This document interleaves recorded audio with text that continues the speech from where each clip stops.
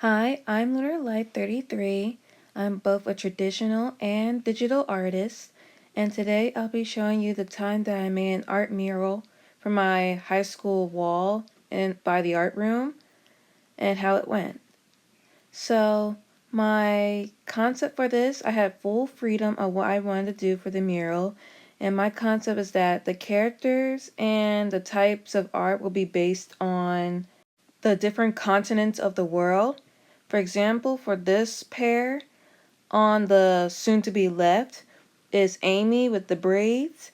She represents South America because, from how I perceive it, South America is very known for their vibrant colors, like places like Rio, Colombia, and Brazil, in my opinion. So she represents spray paint, painting, and graffiti because they just use some bright colors down there, at least from where I live. As for the boy, I decided he should be Europe because with the journal in his hand, I was thinking that he'd be known for his poetry because, I don't know, Europe gives me the idea of love notes, poetry, and, well, writing could be a form of art. Poetry is a form of art, just like culinary and music is a form of art. But mostly I was focusing anything that you could do with a pencil, paintbrush type of thing. He just represents poetry with a cute little dove on his head. And I decided to go a little bit original when it came to the colors of the cute little dove. Currently, I think I was in my sophomore or junior year of high school when making this. And during this time, like with other digital artists and a little bit of traditional, eyes were a challenge for me. I was trying to get to a festive but sharp look because she's a dragonfly. She's like fast and furious. And soon after getting to a decent look, I started adding color because I was just trying to get this done as soon as possible. But then I had four other characters to go. But Amy is part dragonfly. I don't know exactly why I chose her as a dragonfly, but I love her that way. So I just kept it as is.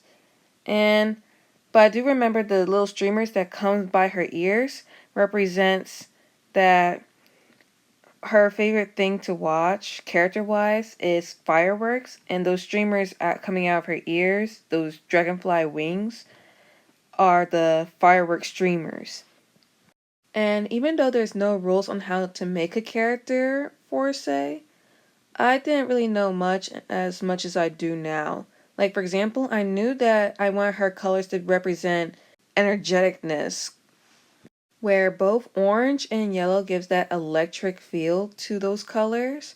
But I also wanted her to be very colorful and vibrant, so I gave her like a neon multicolored vest on her, and let's just say I decided to keep that for my character for the years to come later.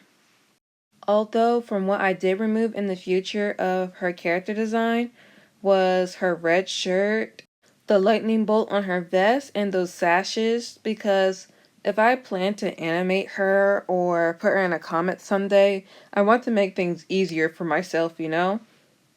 But I kept her ripped jeans because it represents her recklessness and that she occasionally does get dirty all the time when doing her art stuff and hanging around the town where she lives in my lore, which we'll explain in future videos.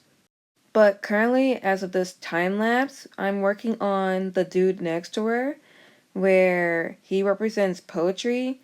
I was having a hard time on making shadows on the neck because so far I only learned at the time how you do shadows for the neck was like something you do for comic characters where you have that circle or diagonal semicircle going onto the corner or the center depending on where the light is hitting, which took a long while until I was satisfied, but it just looked too deep or like there's a hole in his neck or something like that. And when it came to his clothes, I couldn't decide on one color, so I gave him a half and half color. But you could see here that if I was to get hired as a character designer like a couple years ago, I don't think I was going to be hired because, well, there is no 60/30/20 palette or where you most likely supposed to have a dominant color, a complementary color, and an accent color, where for simpler terms, you have a color that is used the most, a color that complements it, and then a color that is just the accent, the highlights of it. But you can see here for this character, you could say he's mainly blue and white, but then you got some pinks over here, some tans over here, red and gold and orange. It's like there is no dominant color or focus here, but I did want him to be like a romantic character or someone who likes romantic poetry or something like that. If I were to revisit the character again, I'd probably give him a much suited color palette for whatever story I would like to add him in. But for now, he's just a character from a distant memory. Since he represented poetry, I gave him like a little notebook that he could write his personal feelings and thoughts on. And because he's like the romantic type, he has hearts in his eyes, and I gave a little stickers onto it. And for Amy, she got stars in her eyes because just like with energeticness, she also is very bright as a person, and that's mostly her main personality. And this is the finished piece. And I was really proud of how this turned out. This one was my favorite pair out of the others that will come up soon. But because this took a long while to record and that there's 2 more time-lapse videos to go over, this will just be part 1 of the mural piece, and I promise to go over the next ones. I would also like to design my own persona, so there'd be something in the bottom left corner so it's not an empty space. But until then, wait for part 2 of this mural series. I hope you enjoyed this video.